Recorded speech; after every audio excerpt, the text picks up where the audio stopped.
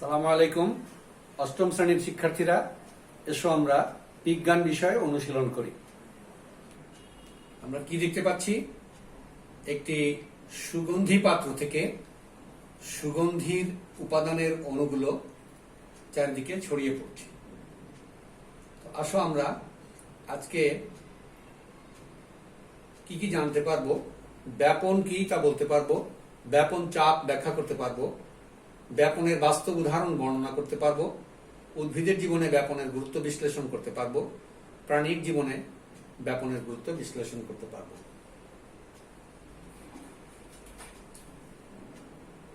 আমরা দেখতে পাচ্ছি সলিড, লিকুইড এবং গ্যাস, তিন রকমের পদার্থের অণুগুলোর যে কাঁপার গতি ভিন্ন।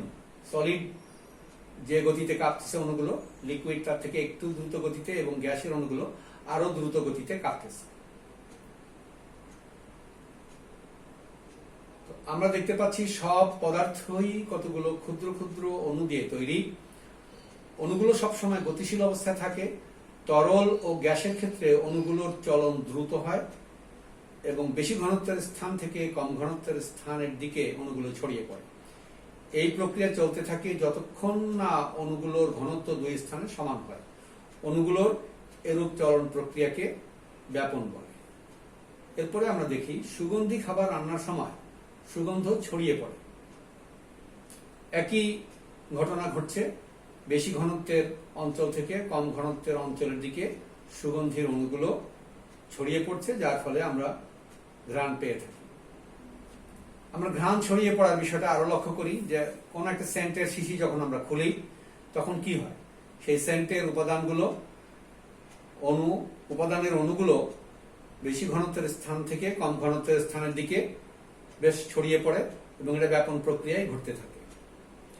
আমরা দেখি একটা এক্সপেরিমেন্ট, তোমাদের মতো একটা কিশোর, সে একটা পাত্রের পানির মধ্যে ঘন একটা দ্রবণ দিল এবং চারিদিকে এটা ছড়িয়ে পড়লো। এটাও ব্যাপনের একটি উদাহরণ আমরা লক্ষ্য করলাম।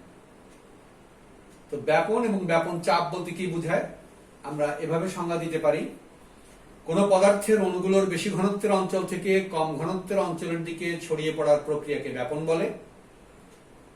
ব্যাপন চাপ, ব্যাপনকারী পদার্থের অণুপরমাণুগুলোর গতিশক্তির প্রভাবে এক প্রকার চাপ সৃষ্টি হয়, যার প্রভাবে অধিক ঘনত্বযুক্ত স্থান থেকে কম ঘনত্বযুক্ত স্থানে অণুগুলো ছড়িয়ে পড়ে। এই প্রকার চাপকে ব্যাপন চাপ বলে। ব্যাপনের গুরুত্ব আমরা যদি দেখি, আমরা দেখব যে উদ্ভিদের পাতার যে পত্ররন্ধ্র, ইংলিশে বলে স্টোমাটা, এই পত্ররন্ধ্র দিয়ে সালোক সংশ্লেষণের সময় কার্বন ডাই অক্সাইড প্রবেশ করে এবং অক্সিজেন গ্যাস বেরিয়ে যায়। যখন কার্বন ডাই অক্সাইড প্রবেশ করে, তাও ব্যাপন প্রক্রিয়ায় প্রবেশ করে, সেখানে কি হয়, পরিবেশে কার্বন ডাই অক্সাইডের ঘনত্ব বেশি, সেই তুলনায় পাতার কোষের মধ্যে কার্বন ডাই অক্সাইডের ঘনত্ব কম। সুতরাং ব্যাপন প্রক্রিয়ায় এই পরিবেশ থেকে পত্ররন্ধ্র দিয়ে কার্বন ডাই অক্সাইড পাতার কোষে প্রবেশ করলো এবং এখানে উপজাত হিসেবে যখন অক্সিজেন বেরিয়ে যায় তখন কি হয়, পাতার কোষে যে অক্সিজেনের ঘনত্ব বেশি এবং সেই তুলনায় পরিবেশে অক্সিজেনের ঘনত্ব কম থাকে, ফলে ব্যাপন প্রক্রিয়ায় এই অক্সিজেন পাতা কোষ থেকে পরিবেশে ছড়িয়ে পড়ে। সালোক সংশ্লেষণে এমনটি ঘটে। ঠিক যখন শ্বসন হয় তখন এর বিপরীতটা ঘটে। তখন কি হয়, পরিবেশ থেকে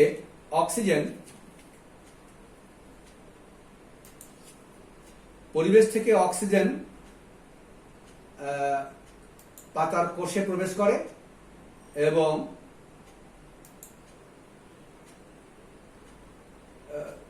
গ্লুকোজকে জারণের মাধ্যমে কার্বন ডাই অক্সাইড তৈরি করে। এই শ্বসনের সময় পরিবেশ থেকে এই অক্সিজেন যখন প্রবেশ করতেছে তখন কি হয়, পরিবেশে অক্সিজেনের ঘনত্ব বেশি, সেই তুলনায় পাতার কোষে অক্সিজেনের ঘনত্ব কম। তখন ব্যাপন প্রক্রিয়ায় কোষে অক্সিজেন প্রবেশ করে কি হয়, গ্লুকোজের সঙ্গে বিক্রিয়া করে কার্বন ডাই অক্সাইড তৈরি করে। সেই কার্বন ডাই অক্সাইড তখন কোষ থেকে আবার পরিবেশে বেরিয়ে যায়। এই যে বেরিয়ে যাচ্ছে, এখানেও কিন্তু ব্যাপন প্রক্রিয়ায় বেরিয়ে যাচ্ছে, অর্থাৎ কোষের মধ্যে কার্বন ডাই অক্সাইডের ঘনত্ব বেশি, সেই তুলনায় পরিবেশে কার্বন ডাই অক্সাইডের ঘনত্ব কম, ফলে ব্যাপন প্রক্রিয়ায় এই কার্বন ডাই অক্সাইড বেরিয়ে যাচ্ছে। অর্থাৎ উদ্ভিদের কোষেও যখন শ্বসন হয় তখনও এই অক্সিজেন এবং কার্বন ডাই অক্সাইডের যে বিনিময় তা ব্যাপন প্রক্রিয়ায় সংঘটিত হয়। এরপরে আমরা দেখব জীবকোষে শ্বসনের সময় গ্লুকোজের জারণ। আমরা জানি যে উদ্ভিদ সালোক সংশ্লেষণ প্রক্রিয়ায় আলোর উপস্থিতিতে ক্লোরোপ্লাস্টের সাহায্যে কার্বন ডাই অক্সাইড এবং পানির বিক্রিয়া ঘটিয়ে গ্লুকোজ তৈরি করে। সেই গ্লুকোজ আবার অক্সিজেনের সঙ্গে বিক্রিয়া করে শক্তি উৎপন্ন করে। এই যে কার্বন ডাই অক্সাইড কোষে প্রবেশ করলো, ব্যাপন প্রক্রিয়ায় প্রবেশ করলো, আবার গ্লুকোজের সাথে অক্সিজেন যে বিক্রিয়া ঘটে, এই অক্সিজেন যে কোষে প্রবেশ করে তাও ব্যাপন প্রক্রিয়ায় কোষে প্রবেশ করে। মাইটোকন্ড্রিয়ার মধ্যে এই বিক্রিয়া সংঘটিত হয়। গ্লুকোজের জারণ সংঘটিত হওয়ার পর এটিপি উৎপন্ন হয়। এরপরে আমরা দেখব প্রস্বেদন প্রক্রিয়া। প্রস্বেদন প্রক্রিয়ায় উদ্ভিদ বাষ্পাকারে পানি ত্যাগ করে এবং ব্যাপন প্রক্রিয়ায় তা সম্পন্ন হয়। এরপর লক্ষ্য করি আমরা প্রাণীদের শ্বসনের সময় অক্সিজেন এবং কার্বন ডাই অক্সাইডের যে বিনিময় ঘটে, সেক্ষেত্রে পরিবেশে অক্সিজেন এর ঘনত্ব বেশি, সেই তুলনায় ফুসফুসে অক্সিজেনের ঘনত্ব কম। অর্থাৎ পরিবেশ থেকে অক্সিজেন ব্যাপন প্রক্রিয়ায় ফুসফুসের মধ্যে প্রবেশ করে। প্রবেশ করার পর এই যে ফুসফুসের যে অঞ্চলগুলো, এখানে কিন্তু এই অসংখ্য অ্যালভিওলি আছে। এই যে শ্বাসনালী ব্রঙ্কাসে বিভক্ত হলো, ব্রঙ্কাস, ব্রঙ্কিওল বিভক্ত হলো, ব্রঙ্কিওল কিন্তু এখানে অসংখ্য অ্যালভিওলাই, এক বচনে বলে অ্যালভিওলাস, বহু বচনে অ্যালভিওলি। অ্যালভিওলির ভেতরে অ্যালভিওলির চারিদিকে থাকে রক্তনালী। তো অক্সিজেন এই ব্যাপন প্রক্রিয়ায় রক্তের মধ্যে প্রবেশ করে। এই যে আমরা অ্যালভিওলি ছবি দেখতে পাচ্ছি, এখানে কি ঘটে? এই যে রক্তনালীগুলো, সেখানে অক্সিজেনের ঘনত্ব কম, কিন্তু রক্তনালী অ্যালভিওলিকে পরিবেষ্টন করে রাখছে। অর্থাৎ অ্যালভিওলি থেকে ব্যাপন প্রক্রিয়ায় রক্তনালীর মধ্যে অক্সিজেন প্রবেশ করছে। সেই অক্সিজেন রক্তনালীর মাধ্যমে কোষে গিয়ে পৌঁছায় এবং কোষে গ্লুকোজের জারণের মাধ্যমে কার্বন ডাই অক্সাইড তৈরি করে। সেই কার্বন ডাই অক্সাইড আবার ফুসফুসে ফিরে আসে এবং এই রক্তনালী থেকে অ্যালভিওলির মাধ্যমে শ্বাসনালী হয়ে পরিবেশে উন্মুক্ত হয়। অর্থাৎ এখানে ব্যাপন প্রক্রিয়ায় এই গ্যাসীয় পদার্থের আদান প্রদান ঘটছে। আমরা লক্ষ্য করি যে ব্লাড ভেসেল বা রক্তনালী, সেখানে বিনিময় ঘটছে। প্রায় 300 মিলিয়ন অ্যালভিওলি আছে এখানে। সেই অ্যালভিওলিতে অক্সিজেন প্রবেশ করছে। কোথায়? অ্যালভিওলি থেকে এই রক্তনালীতে। অর্থাৎ এই অ্যালভিওলির মধ্যে অক্সিজেনের ঘনত্ব বেশি, আর রক্তনালীতে সেই তুলনায় অক্সিজেনের ঘনত্ব কম, যার ফলে ব্যাপন প্রক্রিয়ায় এই অক্সিজেন অ্যালভিওলির চারিদিকে যে কৈশিক নালী বা রক্তনালীগুলো আছে তার মধ্যে প্রবেশ করে। আমরা ইদানিং লক্ষ্য করছি যে কোভিড-19 যে রোগ, সেই রোগে কিন্তু এই সমস্যাটা হয়। কি হয়? অর্থাৎ অক্সিজেনের স্যাচুরেশন কমে যায়। 90%-এর নিচে যখন স্যাচুরেশন হয়, তখন কিন্তু এই বিনিময়টা বাধাগ্রস্ত হয়, ফলে শ্বাস প্রশ্বাস বন্ধ হয়ে রোগীর মৃত্যু হচ্ছে। সুতরাং একটা গুরুত্বপূর্ণ বিষয়, অক্সিজেন যদি ফুসফুস থেকে এই রক্তনালীতে প্রবেশ করতে না পারে, তাহলে কিন্তু আমাদের জীবন সংকটাপন্ন হয়ে যায়। সুতরাং এই ব্যাপন প্রক্রিয়া কিন্তু আমাদের জীবন ধারণের জন্য অপরিহার্য। যদি 1-2 মিনিট এই ব্যাপন প্রক্রিয়া ব্যাহত হয়, তাহলে কিন্তু আমরা আর বেঁচে থাকতে পারছি না। আমাদের এই ব্যাপন প্রক্রিয়ায় অক্সিজেন রক্তের মধ্যে প্রবেশ না করার কারণে এই বহু কোভিড-19 রোগী কিন্তু মৃত্যুবরণ করছে। তো এরপর আমরা লক্ষ্য করব কার্বন ডাই অক্সাইড আবার ওই যে যখন রক্ত নালী থেকে বেরিয়ে আসবে, অর্থাৎ অ্যালভিওলির চারিদিকে যে কৈশিক নালী আছে সেখানে কার্বন ডাই অক্সাইড এসেছে থেকে ওই যে কোষের মধ্যে গ্লুকোজের জারণের ফলে যে কার্বন ডাই অক্সাইড তৈরি হয়েছে, সেই কার্বন ডাই অক্সাইড রক্তনালীর মাধ্যমে পরিবাহিত হয়ে এই কৈশিক নালীতে আসছে। অ্যালভিওলির চারিদিকে যে কৈশিক নালী আছে সেখান থেকে ব্যাপন প্রক্রিয়ায় অ্যালভিওলিতে যাবে কৈশিক নালী থেকে কার্বন ডাই অক্সাইড, এবং শ্বাসনালীর মাধ্যমে, নিঃশ্বাসের মাধ্যমে আমরা এই কার্বন ডাই অক্সাইডটা বের করে দিই। এখানেও ব্যাপন প্রক্রিয়া সংঘটিত হচ্ছে। তো আমরা লক্ষ্য করি যে ব্যাপন আসলে কি, ডিফিউশন বলে ইংলিশে, যে হায়ার কনসেন্ট্রেশন বা উচ্চ ঘনত্বের স্থান থেকে লোয়ার কনসেন্ট্রেশন বা নিম্ন ঘনত্বের স্থানের দিকে অণুগুলো ছড়িয়ে পড়ে। তো এখানে আমরা আর একটা উদাহরণের সাহায্যে বিষয়টা লক্ষ্য করি যে ব্যাপনের সময় এই যে অণুগুলো চারিদিকে ছড়িয়ে পড়ছে উচ্চ ঘনত্বের স্থান থেকে নিম্ন ঘনত্বের স্থানের দিকে, এটা একটা এক্সপেরিমেন্টের মাধ্যমে দেখানো হচ্ছে যে হিলিয়াম গ্যাস ভর্তি একটি বেলুন, এর ভেতরে হিলিয়ামের ঘনত্ব বেশি। তো এটা যখন ছড়িয়ে পড়ে বাইরের দিকে, তখন বাইরে হিলিয়ামের ঘনত্ব কম, অর্থাৎ বেশি ঘনত্বের স্থান থেকে কম ঘনত্বের স্থানের দিকে হিলিয়াম পরমাণুগুলো ছড়িয়ে পড়ছে। ঠিক একইভাবে আমাদের এই ফুসফুসের থেকে যখন কার্বন ডাই অক্সাইড বেরিয়ে যায়, অর্থাৎ এখানে কার্বন ডাই অক্সাইডের ঘনত্ব বেশি থাকে কোথায়, কৈশিক নালীতে, কৈশিক নালী থেকে আসে অ্যালভিওলিতে, তারপর ব্যাপন প্রক্রিয়ায় সেই অ্যালভিওলি থেকে কার্বন ডাই অক্সাইডটা নিঃশ্বাসের মাধ্যমে বেরিয়ে যায় আর অক্সিজেন প্রবেশ করে। তো এই যে অক্সিজেন এবং কার্বন ডাই অক্সাইডের আদান প্রদান তা ব্যাপন প্রক্রিয়ায় সম্পন্ন হয়। এরপরে আমরা দেখব রক্ত থেকে খাদ্য, অক্সিজেন প্রভৃতির লসিকায় বহন ও লসিকা থেকে কোষে পরিবহন কিভাবে ঘটে আমরা একটু লক্ষ্য করি। আমরা যখন খাবার খাই তখন কি হয়, খাবার খাওয়ার সময়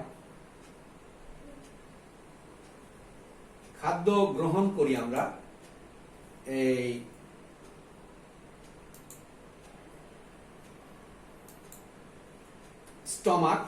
স্টমাকের পরে যে ক্ষুদ্র অন্ত্র এই অঞ্চলে এসে স্টমাকেও খাদ্যের পরিপাক হয়, কিন্তু পরিপূর্ণ পরিপাক হয় না, পরিপূর্ণ পরিপাক হয় এই অন্ত্রে এসে।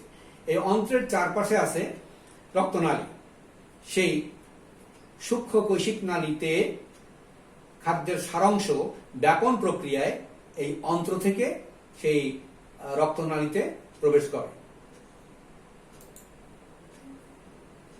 এইগুলো দেখতে পাচ্ছি যে আঙ্গুলের মতো যে অভিক্ষেপগুলো, এগুলোকে বলা হয় ভিলাই। এই ভিলাইয়ের মাধ্যমে কিন্তু খাদ্যের সারাংশ শোষিত হয়। এখানে আমরা দেখতে পাচ্ছি রক্তনালী এবং লসিকা নালী। এই রক্তনালী এবং লসিকা নালী কিন্তু খাদ্যের সারাংশগুলোকে পরিবহন করে সমস্ত দেহে ছড়িয়ে দেয়, এবং রক্তনালীর মধ্যে যখন খাদ্যের সারাংশ যায়, ব্যাপন প্রক্রিয়া যায়, লসিকা নালীর মাধ্যমে খাদ্যের সারাংশ যায়। এখানে সাধারণত স্নেহ পদার্থগুলো লসিকা নালীর মাধ্যমে শোষিত হয়, আর শর্করা, আমিষ, খনিজ লবণ, ভিটামিন, পানি এগুলো রক্তনালীর মাধ্যমে শোষিত হয়, ব্যাপন প্রক্রিয়ায় শোষিত হয় এবং সমস্ত দেহে ছড়িয়ে পড়ে।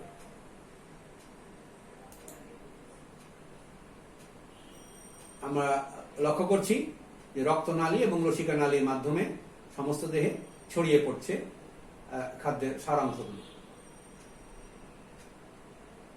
খাবার গ্রহণের পর কোন দিকে খাবার যাচ্ছে তার একটা ডিরেকশন এখানে দেখানো হচ্ছে। স্টমাক, পাকস্থলী, তারপর ইন্টেস্টাইন বা ক্ষুদ্র অন্ত্র।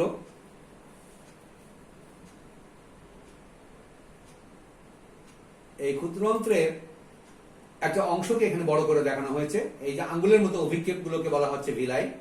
তো এই ভিলাইয়ের মাধ্যমেই কিন্তু খাদ্যের সারাংশগুলো ব্যাপন প্রক্রিয়ায় রক্তনালীতে ছড়িয়ে পড়ে। আমরা দেখতে পাচ্ছি খাদ্যের সারাংশগুলো এখানে এসে পৌঁছাচ্ছে।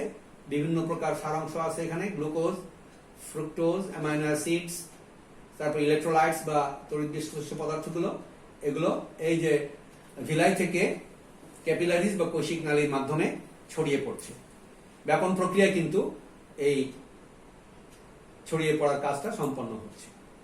এরপরে আমরা দেখি ব্যাপনের গুরুত্ব। এতক্ষণ যেগুলো দেখলাম সেগুলোকে এক জায়গায় করে যদি আমরা বলি, তাহলে প্রথমে বলতে পারি যে জীবনের জীবের সব রকমের শারীরবৃত্তীয় কাজ ব্যাপন প্রক্রিয়ায় ঘটে।